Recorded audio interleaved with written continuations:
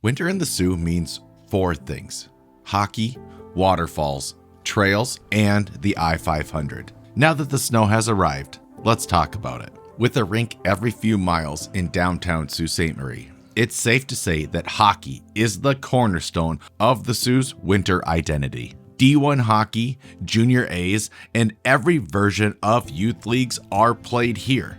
That's not enough for a person like me. I like to get involved. Open skates all over town run all winter, and I heard that the Puller added drop-in curling, which I think is incredible. And then here's one insider's suggestion. Look up Kane's Rink. It's a naturally cooled rink that can be rented by the hour and is responsible for some of my favorite memories growing up. When's the last time you geared up like this? That would be 6th grade. Let's settle this.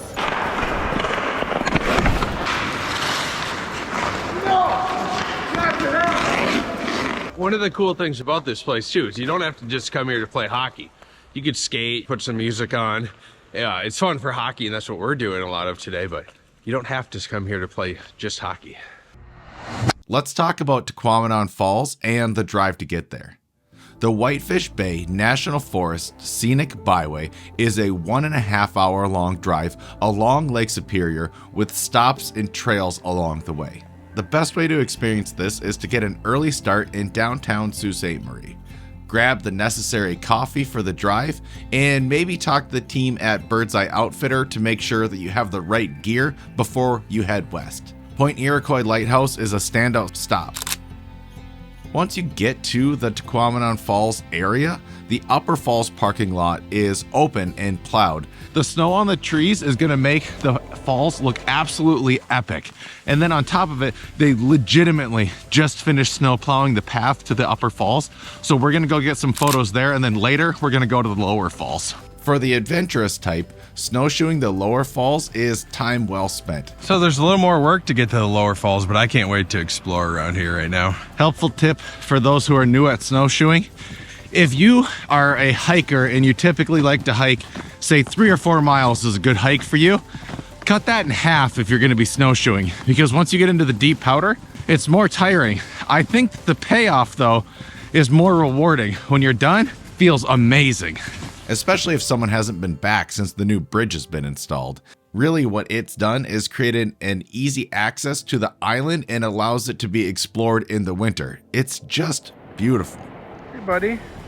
If you've been to Whitefish Point in the summer and you appreciate it and you want to deepen your appreciation for that particular area, go see it in the winter. Sure, the shops in the museum are shut down, but you can still walk the grounds and see it in a completely different light. That leads me on to the next subject: trails. Snowshoeing?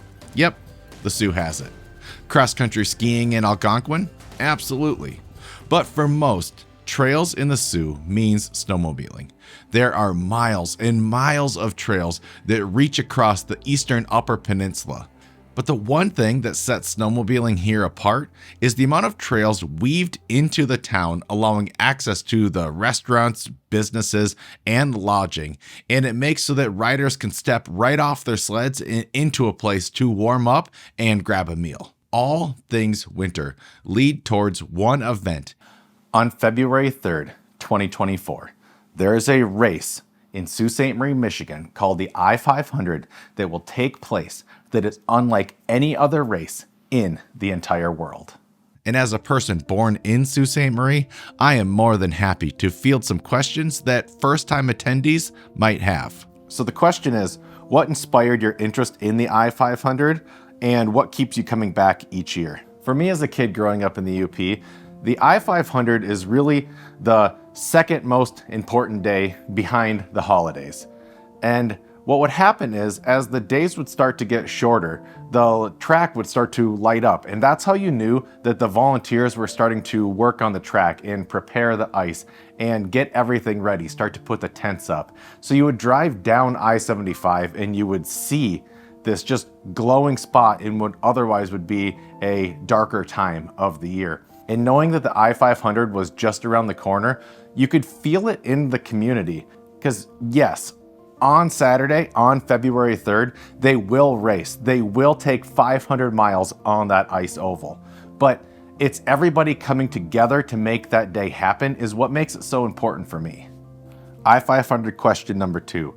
Can you describe the atmosphere and energy at the race? How does it differ from any other sporting events that you've attended? Here's the deal. I have attended NFL games, I've been to NASCAR events, and then me personally, I've been part of college football games, I have competed in strongman events, and there is nothing like the atmosphere that is race day. Everybody is so prepared for this day, and I'm talking everybody. The people that are going to be running the flags on the corners, they're ready. All the volunteers, they're ready. The fans are just insane there. The buses, the Winnebagos, the RVs that are parked up on top of the hill, the couches that are down on the actual hill so that you have a spot to sit, because this is an all-day event.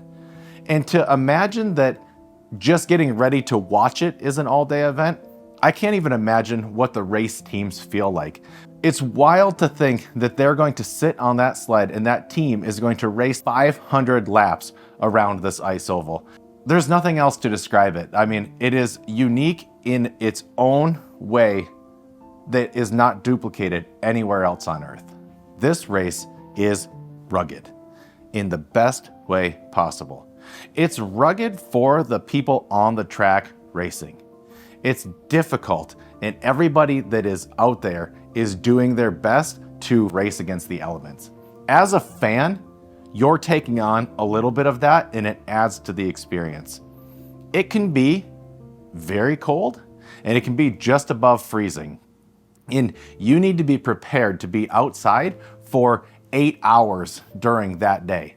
Sure, there's warming tents and there's spots where you can go in and you can get a hot meal, you can get some hot beverages or some cold beverages, but you want to make sure that you're bringing everything that you need.